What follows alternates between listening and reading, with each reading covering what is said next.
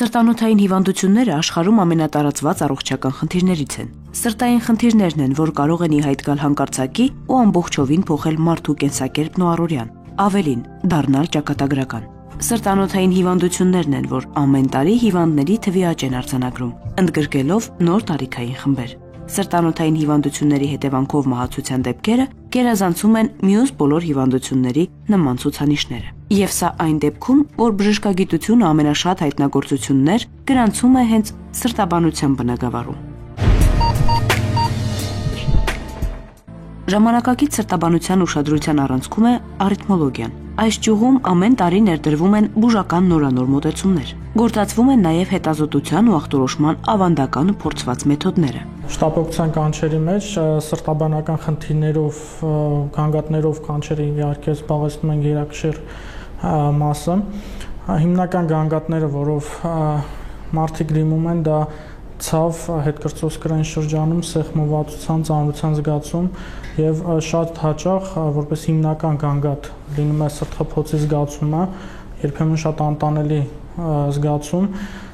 որի պատճառ կարող են լինել տարբեր արիթմիաները։ Շտապօգնությունում շատ հաճախ հանդիպող այդ շողացող արիթմիան,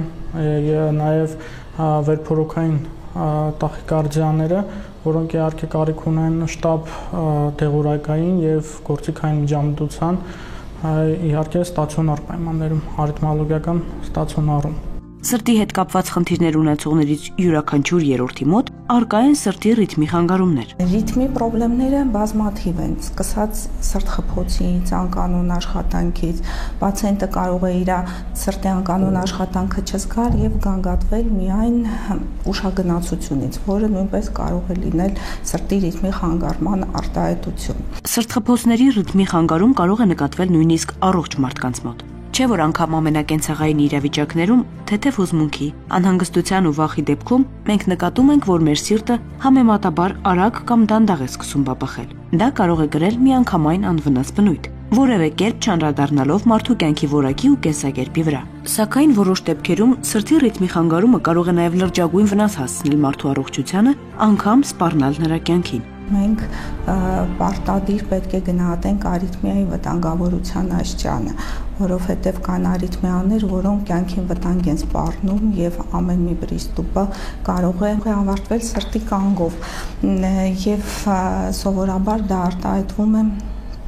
ուշագնացությամբ, բժշկական տերմինն է ուշագնացության սինկոպը։ Եթե պացիենտը արդեն եկել է ուշագնացության սինկոպայի գանգատով, ինքը ավելի մանրամասն, ավելի խորը հետազոտության կարիք ունի, երբեմն մենք նույնիսկ հետազոտում ենք նաև պացիենտների հարազատներին, որովհետև շատ հաճախ այդ խնդիրները նաև լինում են ժառանգական, կրում են ժառանգական բնույթ եւ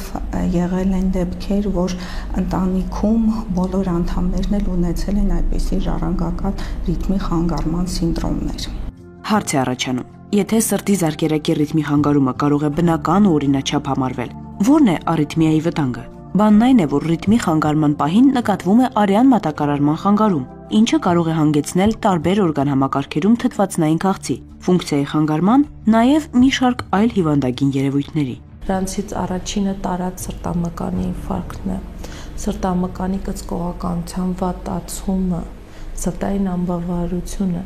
Այս բոլոր իրավիճակները նպաստում են սրտային հանկարծամահության ռիսկերի բարձրացմանը եւ անհրաժեշտ է, շատ կարեւոր է, որ մենք կարողանանք սրտային հանկարծամահության ռիսկերը գնահատել եւ ընտրել, գտնել այն պացիենտներին, որոնք ունեն բարձր ռիսկ։ Արիթմիան սրտխփոցների ռիթմի, հաճախականության, սրտամկանի կծկումների քանակի ու համաչափության խանգարումն է։ Ընդ որում, արիթմիա է համարվում սրտխփոցի ցանկացած կարգի խանգարում։ Սրտի նորմալ ռիթմ գոյություն ունի բոլոր մարդիկ եւ դա համապատասխանում է 60-ից 120 զարկին րոպեում կանոնավոր սրտազարկերի ձևով։ Ցանկացած շեղում այդ միջավայրից կամ անկանոնություն համարվում է ոչ նորմալ ռիթմ կամ արիթմիա։ Գոյություն ունի արիթմիայի մի քանի տեսակ։ Երկրագնդի 1%-ը ամբողջ բնակչության, ոչ թե հիվանդ, այլ ամբողջ բնակչության 1%-ը ինչ որ մի անգամ ունենում է շողացող արիթմիա։ Ինչ է ներկայացնում իրենից շողացող արիթմիան։ Մինչ այդ հիվանդության նկարագրելը ես կուզենայի ցանկանում եմ բացատրել սրտի հաղորդչական համակարգը ընդհանրապես ինչ է իրենից ներկայացնում։ Սովորաբար, երբ մեր սիրտը մեկ անգամ կծկում է կատարում, ինքը ստանում է իր սեփական ռիթմավար համակարգից հրաման։ Հրամանը արձակում է այսպես կոչված սինուսային հանգույցը, որը գտնվում է աջ նախասրտում եւ առաջին դասի pacemaker, այսինքն ռիթմ ստեղծող հանգույց է, բջիջների կույտ է։ Իմպուլսը այստեղից փոխանցվում է ամբողջ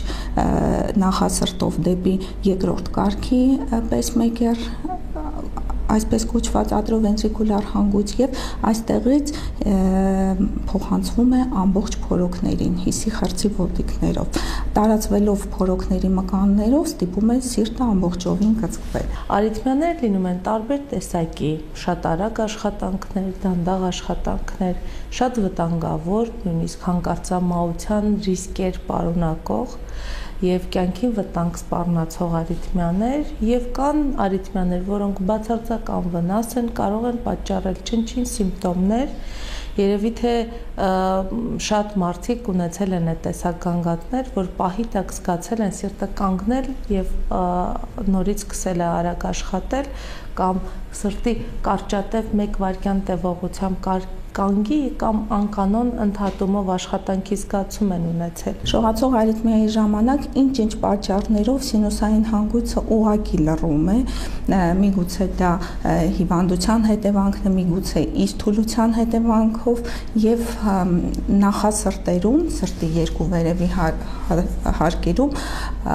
քաոտիկ իմպուլսներ են առաջանում, րոպեում մոտ 300-400 զարկով։ Ճիշտ է, ամբողջ փորոքներին այդ մեծ քանակությամբ իմպուլսները չեն փոխանցվում,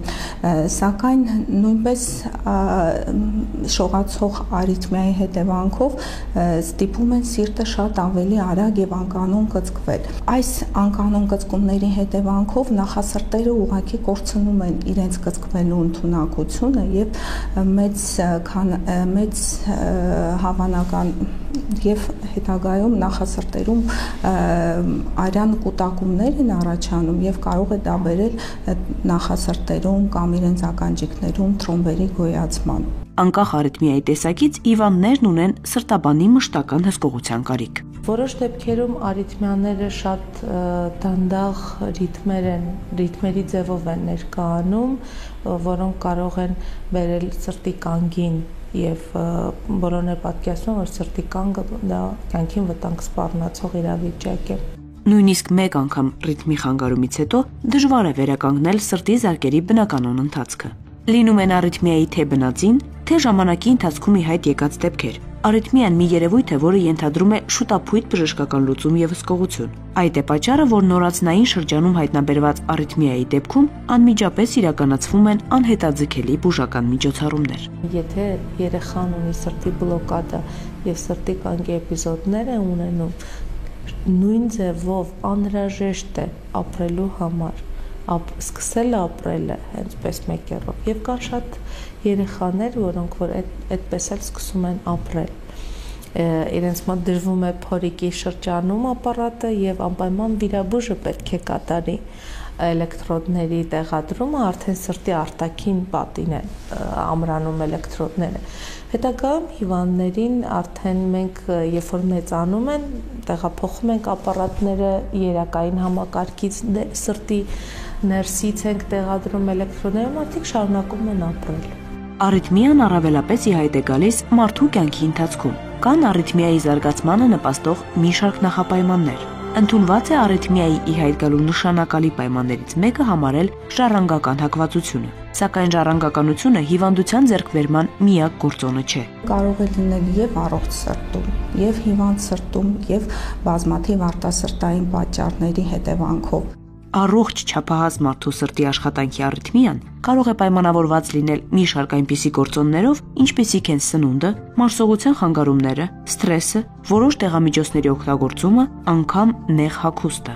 Արիթմիայի առաջացման առումով բարձր ռիսկի խմբում են շաքարային դիաբետ ունեցողները, հատկապես եթե առկա է ճարպակալում, ինչպես նաև զարկերակային բարձր կամ տատանվող ճնշում։ Սրտանոթային համակարգի խնդիրներ ունեցողները կարող են ունենալ նաև արիթմիայի որոշ դրսևորումներ։ Բժիշկները կարող են թվարկել բազում հիվանդություններ ու առողջական խնդիրներ, որոնք դառնում են արիթմիայի պատճառ։ Այդ թվում սրտի իշեմիկ հիվանդությունը, հիպերտոնիան, սրտային խրոնիկ անբավարարությունը, սրտի արատները, կարդիոմիոպաթիաները, միոկարդի բորբոքային հիվանդությունները։ Օրգանհամակարգերի այնպիսի հիվանդություններ, ինչպես վահանաձև գեղձի հիվանդությունը, մակերիկամների բորբոքումներն ու ախտահարումները, հատկապես կլիմակտերիկ շրջանի հորմոնալ փոփոխությունները կարող են նպաստել արիթմիայի զարգացմանը։ Ամբուլատոր հատվածում մենք սովորաբար ընդունում ենք պացիենտներին, ովքեր ունեն ռիթմի խանգարումներ։ Հետազոտությունը կատարվում է հետազոտման սենյակներում նախնական փոքրիկ քննություններով, պարտադիր քննություններով։ Սկզբից պացիենտը անցնում է EKG քննություն, էլեկտրասրտագրություն, հետո էխո քննություն, որով մենք պարզում ենք սրտի կառուցվածքը, ունի փականային խնդիրներ կամ որոշ այլ կառուցվածքային առանձնահատկություններ։ Որոշ դեպքերում արիթմիայի առկայությունը չի խանգարում մարդուն ապրել բնականոն կյանքով, սակայն արիթմոլոգների համար մեծագույն խնդիր է եղել ու շարունակում է մնալ հանկարծամահությունը։ Կան հիվանդություններ, որոնք նպաստում են արիթմիայի պատճառով հանկարծամահությանը։ Սրտային հանկարծամահությունների ժամանակ լինում են սրտի շատ արագ աշխատանքներ, շատ արագ եւ քաոտիկ աշխատանքներ, որոնք որ առաջացնում են իրականում սրտի ոչ նորմալ կծկում, այսինքն սրտը չի կծկում, այլ ինքը քաոտիկ կծկումներ է առաջացնում։ Այդ իրավիճակը անհամատեղելի է ապրելու հետ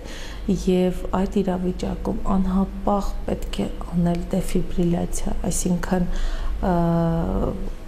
վերականգնել նորմալ ռիթմը, որը անպայման արվում է էլեկտրական հոսանքի հարվածի կամ հատուկ ալգորիթմներով աշխատանքի միջոցով։ Որպես կանոն, արիթմիա հիվանդության կամ հիվանդագի վիճակի ախտորոշման համար բավական են հիվանդի գանգատներն ու վիճակի նկարագրությունը։ Նախ սկսում ենք հիվանդի անամնեզից, զրուցում ենք, հասկանում ենք ինչ ազգում այդ պահին, ապա պարզագույն հետազոտություններ, հեմոդինամիկ այնտեղ զարկերակային ճնշման չափում, միգուցե եւ հիվանդի մոտ այդ պահին ունի բարձր զարկերակային ճնշում, կատարում է EKG, տեսնում ենք կա արիթմիա թե չկա։ Արիթմիա լինելու դեպքում իհարկե կատարում ենք համապատասխան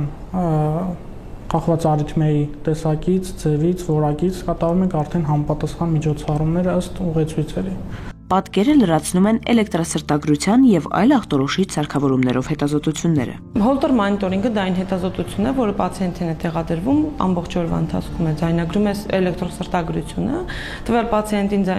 միացնելուց հետո գնում է տուն պացիենտը եւ ամբողջ օրը անցկացնում է այդ սարքով, իր առօրյա գործերով է զբաղվում։ Տվյալ հետազոտությունը ակնկալում է առիթմիաների բացահայտումը, այսինքն եթե պացիենտը նույնիսկ չի զգում առիթմիաներ, սակայն ունի, այս հետազոտության ընթացքում մենք այն հայտնաբերում ենք եւ կարողանում բժիշկը ճիշտ ձևով մոտեցում ցույց տալ, ճիշտ դեղորայք նշանակել։ Հոլտեր մոնիտորինգը դա նույնպես սրտի ռիթմի խանգարման գրանցում է, բայց ի տարբերություն էլեկտրասրտագրությունից ավելի երկար ժամկետով։ Այսինքն, եթե մենք էլեկտրասրտագրությունով չենք կարողանում տեսնել կամ այդ պահին գրանցել ռիթմի խանգարումը, հոլտեր մոնիտորինգը մեզ թույլ է տալիս սրտի ռիթմին հետևել 24 ժամվա ընթացքում։ Կա ավելի խորը քննություն, որը կոչվում է event monitoring։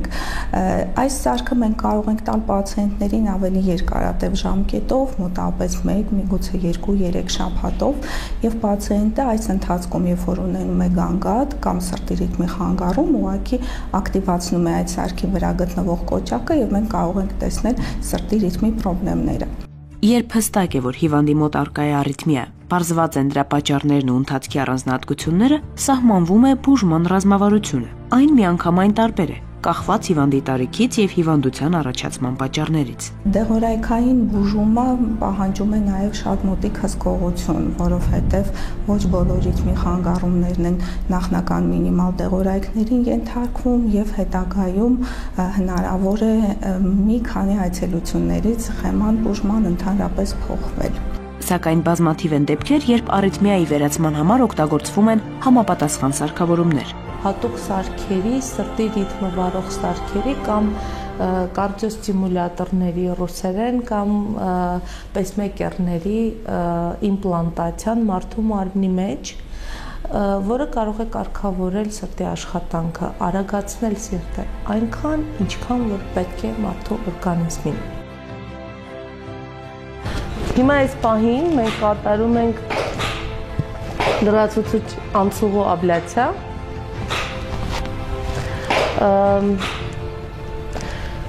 Պացիենտը երիտասարդ տղա է, որը որ ունեցել է ուշագնացություններ արիթմիայի հետ կապված